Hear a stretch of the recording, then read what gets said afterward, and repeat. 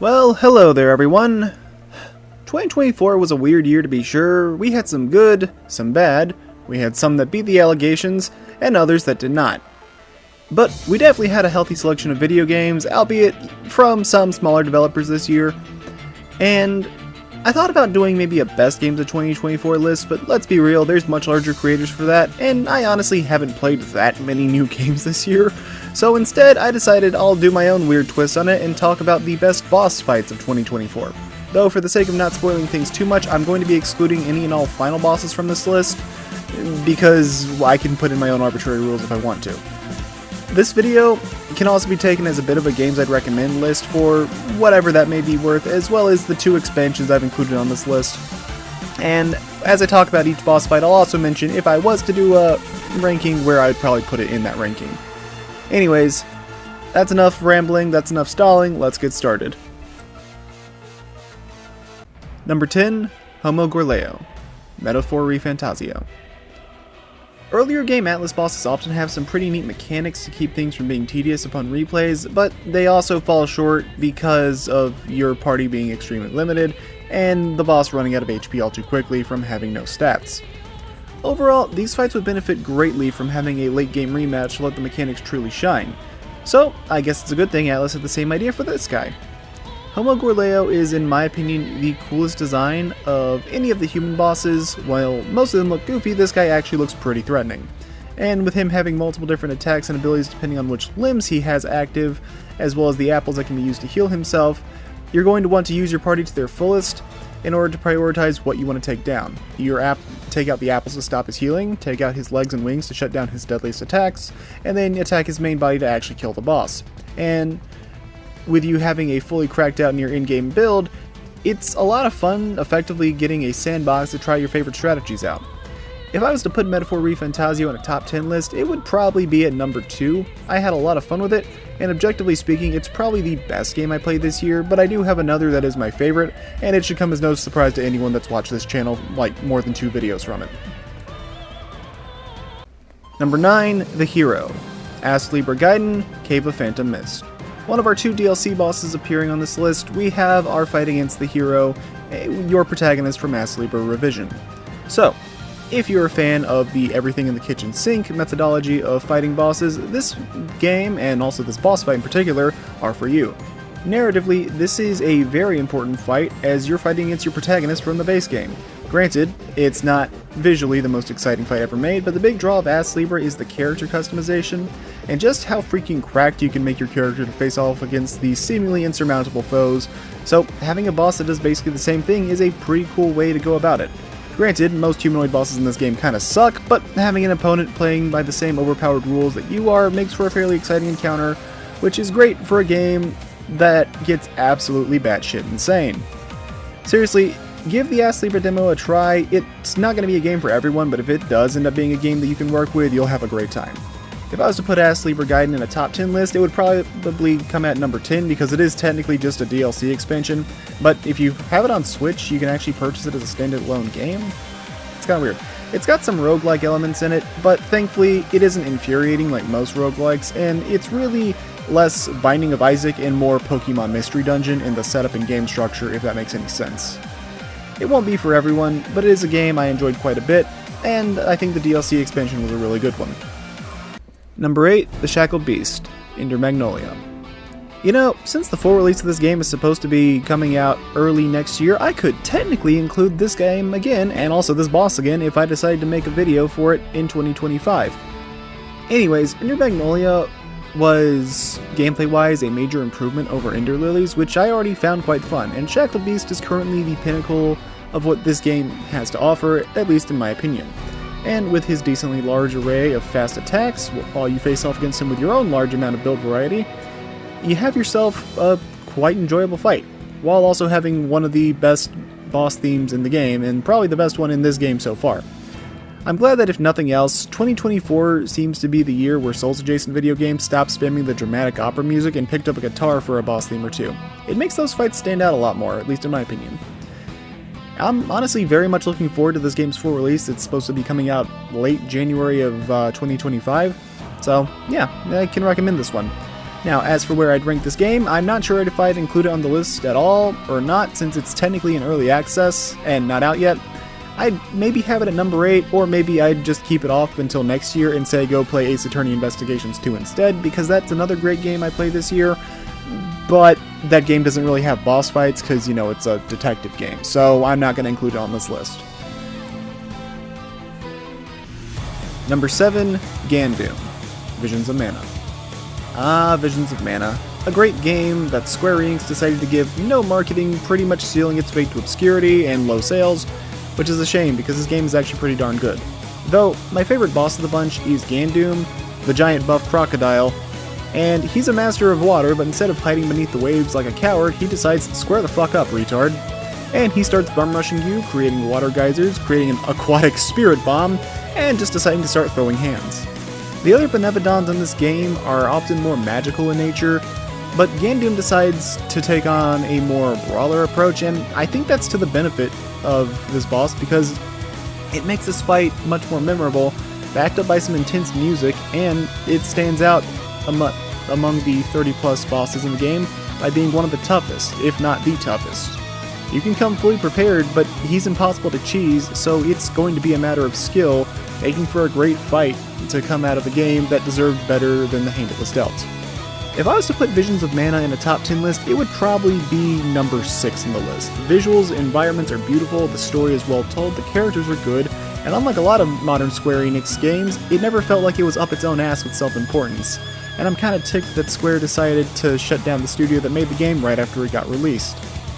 You had a good game here, Squex. Maybe if you spent a dime marketing it, it wouldn't have flopped. Ugh. Anyways. Number 6, Commander, Nano Apostle. I've talked about this fight before in my boss ranking of this game, and I stand by my statement from before that she's a ton of fun, and this game's boss fights are awesome. She has good ranged and melee combos to keep you active and engaged in the fight at all times. You can hack her laser traps to turn them against her, so they're not just a hazard you have to deal with. The arena is well designed, the music is awesome, and she introduces enough new mechanics to feel like an evolution on Berserker, but also feels different enough that that fight doesn't lose value. Plus, you get sword beams right before her boss fight, which can cancel out her projectiles, leading to my favorite playstyle, which, although not the most practical, is just straight up fun and unleashing a blender on my enemies. If you haven't played Nano Apostle, I can highly recommend it for anyone that's a fan of boss fight centric games. There's not a single bad fight here, and as I stated, I'm excluding final bosses from this list, so yeah, I think the final boss is an even better fight than she is. I can't recommend this game enough. If I was to put this game in a top 10 list, it would pretty easily take the number 3 spot. It's very short, but it's sweet and to the point, accomplishing exactly what it sets out to do and getting out of the way when it's done. The best bosses in this game are fantastic, and there's not a single boss in this game I'd call bad or even mediocre. The story is nice, the gameplay is fun, the bosses are great. I really can't recommend this game enough. Number 5, the Black Bear Gwai, Black Myth Wukong. If you would have told me a bear on fire would have been one of the best bosses of this year, I would have been very confused, but the Black Bear Gwai is a ton of fun. His swipes and various melee combos feel enjoyable to dodge. He staggers decently well, so your attacks don't feel like you're just smacking him with a feather duster. The environment having everything burning around you makes for an amazing visual, and him leaping out of the mist form to rock your shit looks really cool. It's all just a very cool fight, and it's a lot of fun, plus his wide array of attacks keep the battle exciting, and he has one of the few boss scenes in the game I would actually consider good. Now, if I was to put this game in a top 10 list, it would probably be number 7. It's fun, but I still haven't beaten the game, because some of the bosses like 100-Eyed Taoist Master are downright frustrating and not enjoyable. This game has a lot of good, but also has a lot of bad, and a comedically large file size has kept me from coming back to finish it, even though I know people love the final bosses and Yaksha King. Someday I'll come back and beat it, but that day's not today. Number 4, the Skadu Tree Avatar, Elden Ring, Shadow of the Erdtree. Well, this is gonna be a weird one. I know a lot of people really love Mesmer, and are probably getting their pitchforks ready, but to be honest, I've still yet to master that fight and truly understand it. He's a good boss that I haven't figured out yet. I do enjoy him, but I can't really say in good conscience that he's my favorite at this point. Maybe when I get a little bit better at the fight, I'll be able to change that opinion. One boss, however, that I absolutely adore, much to the confusion of my friends, is the Scadutree avatar. Honestly, this is probably my favorite looking boss From Software has made. It's bizarre, but there was a semblance of a once beautiful creature, or I guess sunflower in this case, since it's a plant, not an animal. Anyways, all his attacks look wild, but feel natural and fair for me to dodge, from his swipes to his thorns. His explosions look awesome, but they also have a neat telegraph where the explosion itself is pretty much harmless. It's the light lances that shoot out which hurt you. So, it's really just when you see the flash, dodge. And his 3 health bars make the fight take a little while, but still feel like you're making progress because you're managing to deal yellow health bar damage to him instead of just nothing. On top of that, my favorite song in the DLC plays in this fight. From the fast-paced but kind of foreboding first phase telling you, this can't be it, right? To his second phase, where the Avatar melody becomes incorporated into his boss theme after a dramatic emergence from the ground, becoming far more intense as he aggressively charges around the arena, and now having new combo finishers to keep you on your toes. He's taking you seriously, and he's determined to kill you. Then there's his last phase, where the music becomes somber as he pulls out his strongest attacks, but he's left exhausted after each big move. He's barely able to keep going, like the old Demon King or Sif, but he keeps finding the strength to rally and keep going, just barely. But of course, this question is this. How is this Sunflower, with no cutscenes, dialogue, and barely any story importance, my favorite Elden Ring boss? Well, 2 reasons. For one, I've always appreciated the bizarre bosses that try to do something different, and they don't always click, but when they do click for me, they feel special, and sometimes they become the highlight of the game for me. Granted, I also love my conventional awesome bosses, so ask me again in 6 months, there's a good chance Godfrey will be my favorite Elden Ring boss again, or maybe it'll be one of the other DLC opponents, because I could easily see the honors going to Mesmer, Baal, Midra, or even Promised Consort Radahn in the future.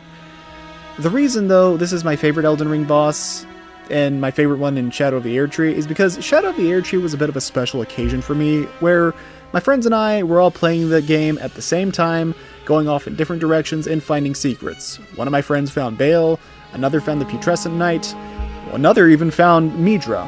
And this is the big boss I found, and that feeling of essentially passing notes and guiding each other in the directions to find those bosses, those are memories that I kind of cherish.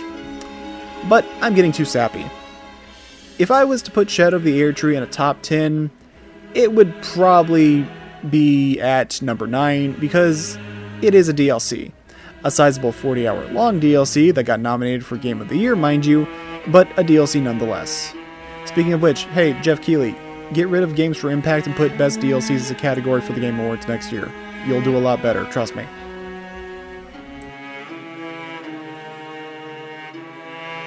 At number 3, Gloam Bowser, Mario and Luigi Brothership. Then suddenly, Bowser appeared. Gloam Bowser is the obligatory transformed or possessed Bowser fight that's in every Mario and Luigi game. But this time, instead of being the final boss, there's still about a fifth of the game left after this fight. Like everything else in Brothership, Bowser has some awesome looking attacks, but he also has the gimmick of the Gloam Vortex beneath him slowly spreading out. It'll start small, but it'll grow larger and larger as the fight goes on, and you need to take his first phase out as quick as you can, so use your assortment of your favorite bros attacks to hijack the Shy Guy airship before the Gloam overtakes the entire tower. It's fun, and it's actually a pretty intense little damage rush that I enjoy quite a bit. This leads into Phase 2, where you have yourself a little top-down space shooter section that admittedly I'm not the best at, but it's still a good deal of fun as fireballs and his shield do keep you a bit on your toes. It's enjoyable, and I like the shake-up to keep things from just being an RPG fight constantly, because, I mean, it's a Mario and Luigi game, you gotta get a little bit crazy, otherwise what are you doing? Then, in Phase 3, we get to the mainland, where the final phase begins. The Shy Guys regain control of their airship and will fire on you, but you can actually hit their cannonballs back in order to damage Bowser, who's busy becoming one with the Abyss, and should you try to hijack the airship again, he'll go out of his way to stop you. Then, he'll continue to spread out the Gloam portal, making the fight more and more desperate, while you get a chance to unleash all your bros attacks on him to see just how high those damage numbers can really climb. This fight is a blast, and the dark atmosphere in this battle is some of the best in the series. My only complaint with this fight is that he doesn't have his own battle theme, instead just reusing the major boss theme, which, okay, I guess. But come on, Brothership, you couldn't have given one of the 4 final boss themes to our boy Bowser, or Zocket for that matter? Anyways, as far as the top 10 would go, I'd probably put Mario & Luigi Brothership at number 5. It's a ton of fun to play, though I have to admit the opening stretch of the game is very slow. It feels like you could either trim or heavily condense the first 4 hours of gameplay and it would have improved heavily. Though, at least it's not terrible, it's just very slow. I think what also could have worked is if you maybe had a boss fight earlier than Garumbla, who's like 4 hours into the game. Still, it's a great game and I'm glad Mario & Luigi is back, but if you're not an RPG fan or that slow start is too much of a turnoff, I'd actually recommend Mario Party Jamboree instead, as that game is also a ton of fun and you can piss off your friends with it. Number 2, Yr, Ys 10 Nordics. There's like 4 other bosses I could have picked for this spot in this game alone, as Ys 10 just has that many stellar 10 out of 10 boss fights. But Yr is the only one that isn't a major spoiler, so she's getting the spot for this video. She may only have 2 phases, but that's all she needs, as she's the boss gatekeeping the second half of the game. Phase 1 keeps things simple, but once the sword wings come out, things get serious with her area of denial attacks, follow-up slashes requiring either proper dodges or parries to avoid, kind of like, I guess, Slave Knight Gale from Dark Souls 3, and her anime super combo, which looks really awesome. Exclusive show just for you. Shield brethren, together! Worthless.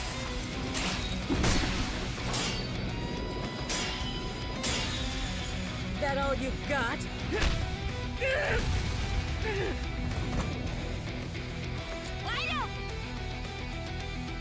You know, between this game and the Trails in the Sky remake trailer, I noticed Falcom really seems to like using their newfound animation budget on dropkicks. I already liked this boss when I played this game in Japanese, but doing my replay here on Nightmare mode has made me truly appreciate how well designed a lot of these boss fights are. Except Magnadiga and the Harpy Lady Sisters, they still suck. But this fight is awesome and a great cap off to the first half of Ys 10. Now, as far as how I'd rank this game, I don't think it's any secret to say this is my favorite game of 2024. I love the series and Ys 10 is another fantastic entry. It has a good story, very fun combat, to the point. I've genuinely enjoyed playing through it on Nightmare. Do I prefer it over Ys 8? No, that's still my favorite video game, but I think this is a great entry, and thankfully the Ys series doesn't really require a lot of knowledge from the other entries to jump into and enjoy, and yeah, I can easily recommend this one if you like action RPGs. Number 1, Magliel in Galanza, Grand Blue Fantasy Relink. Before we talk about this fight, I'm about to ruin it for you already. Their voice actors are Alucard and Jimmy Neutron. Anyways, Galanza and Magliel are your villainous duo that pretty clearly aren't actually evil, but they do make for some awesome boss fights, with Galanza being the strong early game brute, while Magliel is a fantastic mid-game opponent, and they come together in the in-game to make one of the best duo bosses I've ever seen. Their abilities complement each other perfectly, and that's not only displayed well in their banter, but also in their team attacks, most notably their ultimate attack, which just looks freaking awesome and is a lot of fun to deal with. But I'm just a nobody from a faraway island. Exactly what a master fighter would say! You cannot hide the depth of your skill from me! Come on! Show them what we got! Indeed, just as we planned. Ah! Look to the star! They shall guide us through providence we sail. Silver Tail Star!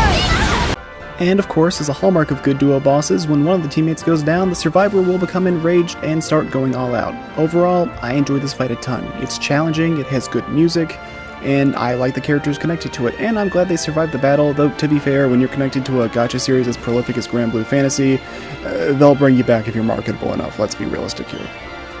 As for where I put the game, you've probably already figured it out, but I would probably put Grand Blue Fantasy Relink as my 4th favorite game this year, and it's the first big game I played this year. I didn't really mess with Persona 3 Reload too much. It has a solid story, it's got a lot of fun gameplay, a wide variety of character and party building with all the different casts you can play as, it's got fun multiplayer, it's got some kick-ass boss fights, And yeah, it's a game I enjoyed a ton, and it's a game that's fun both on your own and with friends. The story mode's fun, the multiplayer's good, and I liked it a lot. Maybe I'll do a boss ranking for it in the future, I'm not sure. If you guys want that, let me know in the comments below. But that's all I've got for this video. 2024 was a year where I honestly didn't play that many new games, but I did start making YouTube videos, at least with a little more effort than the unscripted crap I put out last year. I don't really have much to say. 2024, it had some ups and some downs. But, you know what, I'm an optimist, so here's to hoping next year will be better, both games and life-wise. Anyways, if you enjoyed this video, consider liking and subscribing to see more videos of varying quality. I'll catch you all next time, and here's to next year. Take care, everyone. Good atmosphere.